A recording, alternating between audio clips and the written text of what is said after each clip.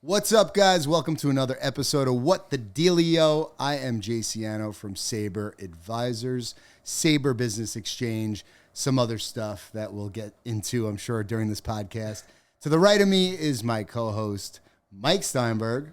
What's up, Headstone Mike? Business Advisors. What's going on? What's going We have on? a special guest today. We do. Mr. Peter Nelson from SISU Saunas. Yes, guys, thank you so much for having me on the podcast. This is an absolute pleasure. Dude, where do we start? Do we start with our pickup at the airport this morning, or do we get into like We could. Should we start? No, let's back it up. Okay. How okay. did you start SISU Sauna? Yeah, so SISU theoretically originated about 4 years ago. We were actually a dealer of another manufacturer of saunas as a hobby. And we found this, one, I was a trainer back in the day, and then my business partner stumbled upon a barrel sauna on this retreat that he was at. He bought one for his house. Meanwhile, me as a trainer, I'm trying to figure out ways to get my athletes to recover faster, perform better. And so we naturally linked up, my business partner, Nick Daddis, and I. Sure. And he's like, you got to come over and check out my sauna. Next thing I know, we both entered this deal together where we were going to become the Ohio distributor for this manufacturer from Canada. And so basically anytime when somebody would want to buy a sauna from this manufacturer, they had to go through us. We had the rights to them in the States. So it was a no-brainer. We didn't even have to really market To the it whole country? for just just for Ohio. Just for Ohio. Yeah, To thank the you. Ohio exclusive. Yes. But we soon realized that there was no market for sauna in Ohio. How long ago was this? This was about 3 years ago. Okay. And so what ended up happening, if you backtrack 3 years ago, that was also COVID. Sure. Right. So what the manufacturer experienced was 20% surcharges on cedar, decrease in craftsmanship just because of the quality of the worker wasn't there. You add an 11th month lead times and around 11K plus minimum sauna purchases. It was really, really difficult to market. So there came a point last March, so March of 2022, Nick and I, we were on a routine early morning trail run, and we both looked at each other and said, maybe we should just end this. The reason being was that we went at that point about 12 months consecutive without a single sale. Right? That's crazy. And then Nick, who is a unbelievable family man and an incredible business owner, he owns multiple businesses. He was in the thick of it with actually buying a local library in Cleveland and converting it to a school for his kids because he was so fed up with the educational model in Cleveland. He wanted to open up his own school with his wife, so they bought a local library and converted it. Meanwhile, Black Flag Athletics, the brand that I'm an equity partner with, was continuing to take off. So we're like, let's just disband this.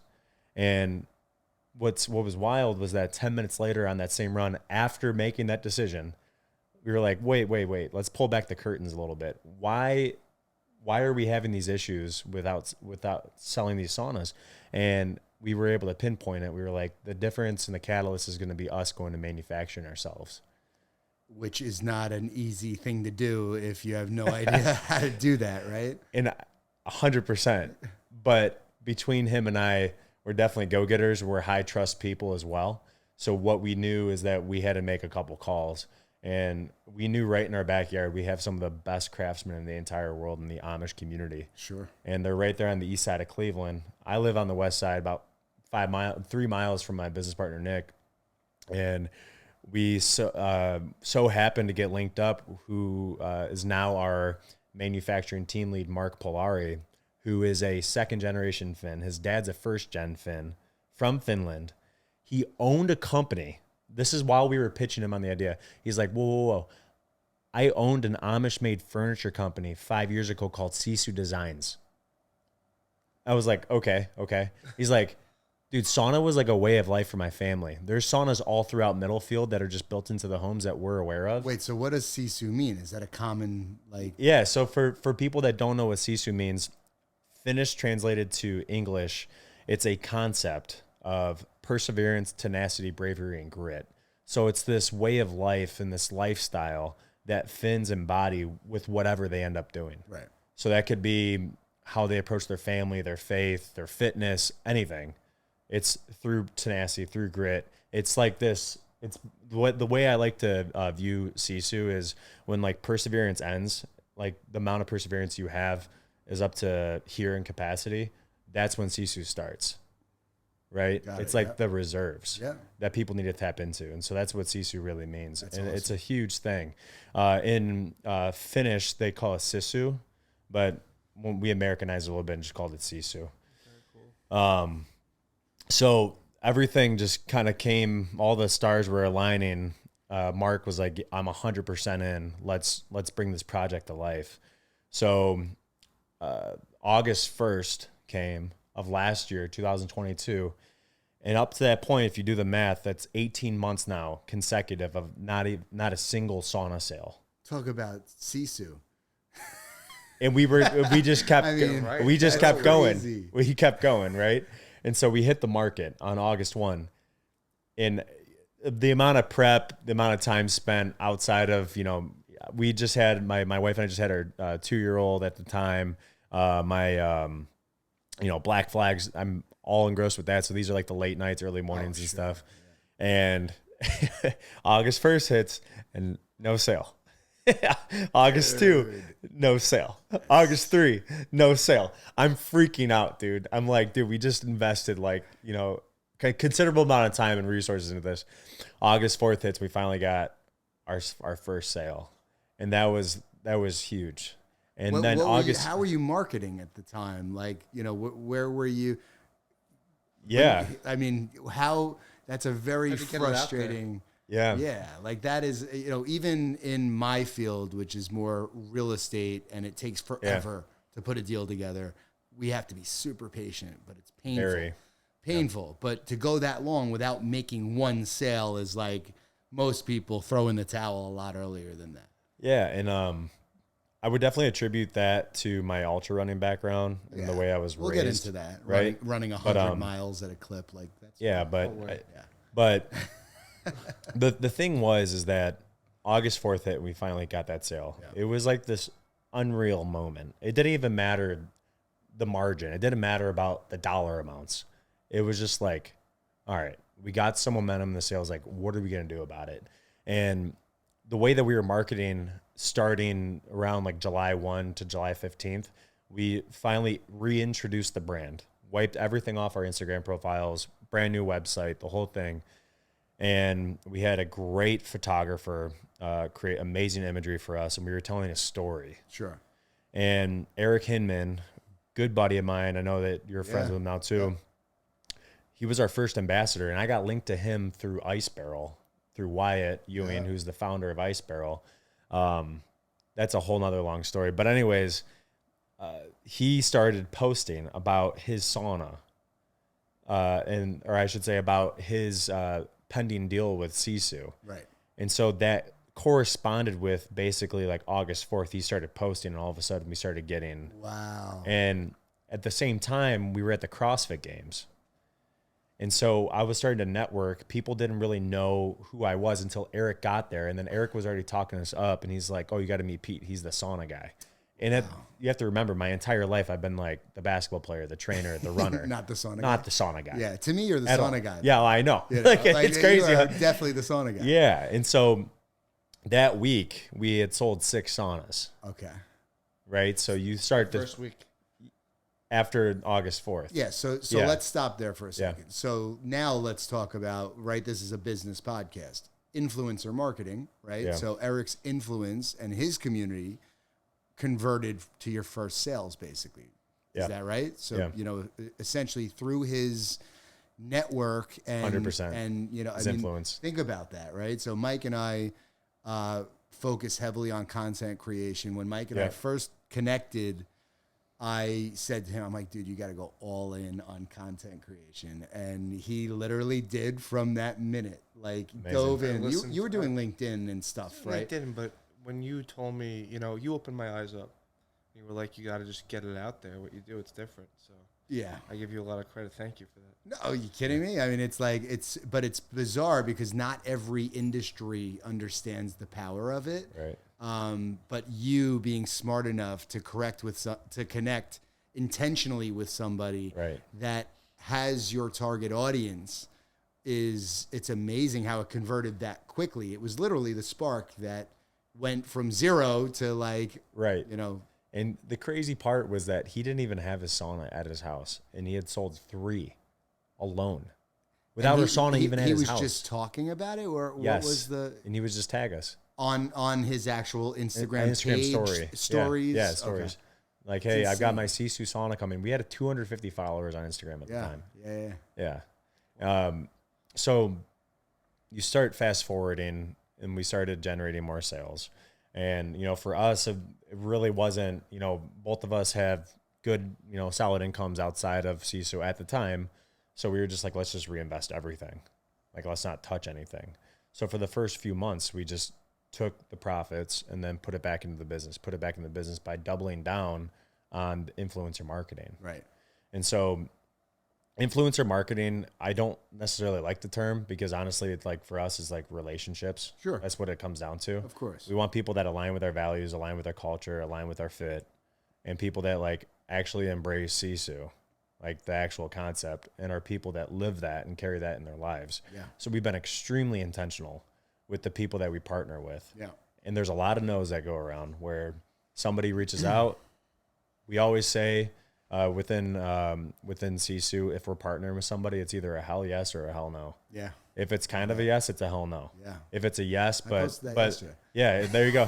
If it's a yes, Yeah. but maybe like in 6 months, like it's still probably a no. Like, Sure. I want the hell yeses, because those are people that are going to be fully invested into our brand, fully invested into the tribe that we're building with SISU, but also are people that like are super passionate about like wanting to elevate their wellness game, wanting to go that next step, like people that are looking to dive inward within themselves and trying to grab more out of it to be more productive as a father, as a mother, as a business owner. Those are the things that really get me fired up, because the tribe of ambassadors that we're building, those are the people that are building our culture for us. Totally.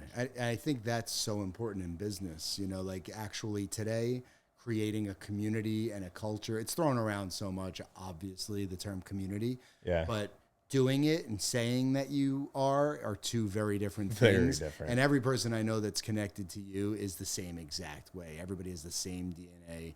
Everybody truly wants to be better today than they were yesterday. Right. Whatever that means, like that's, you know, something different to every person. Right. Yeah, and I have a question. When you were manufacturing with the partner that you were put together with, how many were there a lot of tweaks and a lot of like, can you talk about that? Yeah. I'm glad you brought that up, actually. People don't see that. Leave it to the business guy. I love that. So, no, it's good. I want to So learn a little bit. Of course. in June, we piloted our first model, and we actually put it at Black Flag Athletics, the gym that, you know, I own. And Wyatt brought up 2 ice barrels for us. We got our first ever Edwin barrel built out, which is the first ever sauna that we created. Which is a 2-person. No, that was the 6. Oh, Edwin. That's the one. Yeah, that's the that's one that you ours. have. Yeah, Yeah. that's And The Eddie is the 2-person. Yeah, the Eddie's the 2-person. For context, guys, we've got basically 3 main products right now. We've got the Edwin, which is their mainstay 6 to 8 person barrel sauna. We've got the 2-person sauna, which is called the Eddie, which it's a kind of a play on words from Edwin. Eddie's like the little brother. Makes sense. And then Eden was just another play on words of everything. But the Eden's our outdoor shower, and it's amazing. But we've probably changed up. I should probably keep track, but probably around the 50 plus iterations. These are very, very small tweaks that most people would never be able to see or realize. But these are things that affect the performance of the sauna. These are things that affect the aesthetic of the sauna. These are things that affect the usability and the functionality of it. And so, are these things like the vents that on the, The back, or is it like the covering of the wires, or is it, what exactly are you referring Yeah. to? I mean, all of those Yeah. things probably. So we've changed up bench structure to create sturdier, wider benches. We've changed up door trim to make it more aesthetic. We've changed up the way that the door seals at the bottom and around the outsides to make it more conducive to keep airflow tight in the barrel. We've created new, stronger magnets. We've created gapping around the door and the jamb, so expansion contraction happens. There's no rubbing of the doors along the jamb. We've changed up the way that the floor sits. We've changed up the orientation of the way that the screws go into the floorboards. We've changed up the way that we've changed the heaters that we use. We've changed the way that the wires are concealed. We've changed up the way that the orientation of the vents are. Like, there's so many things. Changed up the logos, the branding. How about the packaging? Yeah, so the packaging is one of my favorite parts. It shows up in this large crate, and it has our logo on it, and it's an imperfect circle with a tree in the middle, and it's very like what's on your hat. Yeah, exactly. Yeah. And it's on the crate, and you open up one side of the short side of the box or the crate, and you're immediately intoxicated with the cedar smell. By the way, that's the best smell. Dude, I just experienced exactly what he just said. Yeah. I got the big dog. I got the Edwin. You got the Edwin? I did. Yeah. Yeah. Come on. Do I look like an Eddie kind of guy? You almost were, though. I was. You almost Let's were. keep it real. I was 100% Yeah. going All I had Eddie. to do was send you one video, and you're like, bro, F it, here we all go. right, fine. Just send me the link for the additional charge. Yeah. Right? Yeah. What's the name of the website? SISU Lifestyle.com. SISU Lifestyle.com. Dude, look at that layup for you. This guy Yeah, over yeah, there you go. Right? Amazing. I'm gonna get one. You are going to get one. You have no choice. We'll talk after. Yeah. Guys, but, let's stop there for a second because, just using this contrast of the ice barrels, the cold and the heat, which after I experienced it several times, I needed to have direct access to it, which is what totally inspired this, right? And the fact, guys, Pete just booked a flight. I ordered mine. He booked a flight to come out. He's like, dude, I'll be there. We're going to put this together. You guys know each other before? Yeah, we knew each other, but we never met in Brian. Person. Right. Yeah, so we have many mutual friends. We met today at 8 a.m. Yes. Oh, wow. So, but feel like we know each other longer, It's sad. It was a hell yes relationship. It's terrible. It was a hell yes, 100%. So, but that's what's so cool about really the lifestyle. And SISU is a lifestyle brand. So right now you're focused on the saunas that you have. You have some cool products that in the works, which we may or may not, up to you if you want to talk about that. But, that's what's so exciting is anytime that Pete and I are in a conversation and anybody else that's involved is built like us. Right. And by the way, I'm not built like Pete. I'm not running 100 fucking miles, people. What do you mean running 100 yeah. miles? Can we get into that for a second? Yeah. That's Did you play basketball? Yeah, so I played basketball my whole life. That was my one love. Me too. And I went and got a full ride Army ROTC. They granted me a scholarship. I had my choice actually of going between that or West Point on a my dad wanted me to nomination. go to West Point so bad. My dad's a I'm Marine, sure. so he was super. That's the only school he took me to. Yeah, it was unreal, right? It's like Hogwarts or something. crazy. It's unreal. It's literally gorgeous. Hogwarts. Yeah. It's funny. So I chose to go the D3 basketball route. They paid my way for this excellent education. My battalion was at the University of Kentucky. I was playing college ball at Center College, a small D3 school in Kentucky. And I realized right away while I was also studying civil engineering and also trying to party like a college student that I couldn't do it all. So I actually dropped basketball right away. And then transferred home to the University of Akron where I met my wife, Paige, the first day. Wow. And I asked her to be my girlfriend the first day. Wow. I knew right away, dude. That's amazing. And she told me the only thing was yes, but don't tell anybody for 3 weeks. I don't want them to know. I just got out of a relationship. It was so funny. You're like, deal. Yeah. But anyways, so in that process, I was 17 in high school, just about to graduate. And my dad just stopped chain smoking and he was looking for a new addiction, which was running. And he started running marathons. He just picked it up and started running. Unreal athlete, by the way. First time ever to do a timed mile in high school. He ran a 4:38 mile. Stud.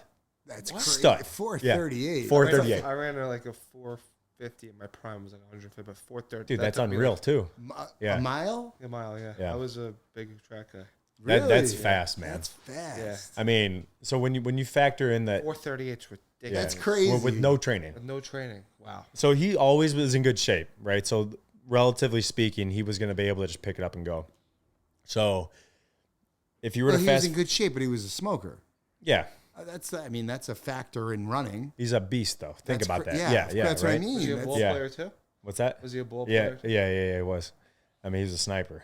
So, anyways, long story short, ran my first ultra when I was 17. My dad called me a pussy halfway through because I wanted to quit, and I was like, "Well, I can't let my dad beat me." How many miles? This was 16 into a 50K, so 50. the 31 miles. 31. The most I had ever ran prior to that was 8. Okay. That's a lot. Yeah. And what pace? I don't remember. I finished You're, like, it. just Dude, I was trying like to- having an out of body moment the whole time. So, even to run any pace. did So- you finish the 31? Yeah. I cried at the finish. It was like the most euphoric moment, and I was hooked ever since. And then you decided I'm going to do 100? Yeah. I was like, what's next? So I failed multiple times at 100. Eventually, finally got my 100. I did it in 22 hours. And to give context, you know, I've ran 25 or so ultras since I was 17. I'm 28 now. My dad, and that 25 is like a lot, right?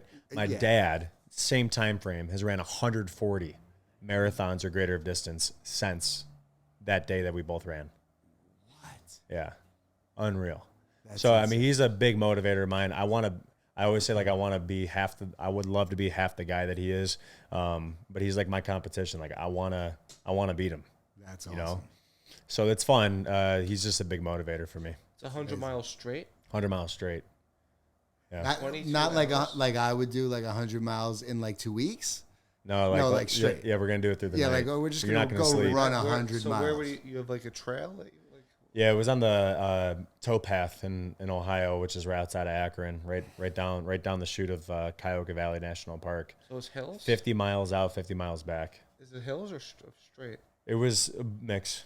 It was a mix. Yeah. So That's just serious. walk us through, and I don't want to take up too much Very time fine. because I want to get back to the business, but just walk us through like the critical moments in doing 100 miles. Like, where are you absolutely hitting a wall and your brain and or body are telling you that you need to stop? Like, where is that? I think what's important is you dissect it into multiple phases. The first phase is the preparation phase. That's all of your training. That's like the years of training cumulative, but also like the 16 weeks prior that are key. The nutrition part, making sure that you have all of the carbs, the protein, you have all like the healthy fats, you have your electrolytes, you have your crew ready and dialed in, and then you have a breakdown of each aid station that you're going to go through. And me being me, like I have everything I'm going to eat at each aid station ready to go. So my crew is able to just hand me like the new pack, or they hand me the new food, and I just down and keep going. So I only sat twice. One was to use the bathroom. The other one was to change my pair of shoes at 50. And so it's all about pace, and it's all about understanding that your mind is going to go through the highs and lows. Your body's going to go through the highs and lows, but you can't let those two articulate at the low moments in the valleys. So what's really, really key is, as you're running these things, is that the low moments are 100% going to happen. And what are you going to do about it? So Am I going to stop? Right. I mean, and that ties No. back to everything that you're doing with your company. Right. And I want to actually focus on that for a Yeah. second. So you had a goal for yourself for the year, essentially, and you're way ahead of that goal, which is amazing. And what would you say are the bigger challenges of being an entrepreneur? And tell us kind of where you are with the business and where you're planning to go with the business. Yeah.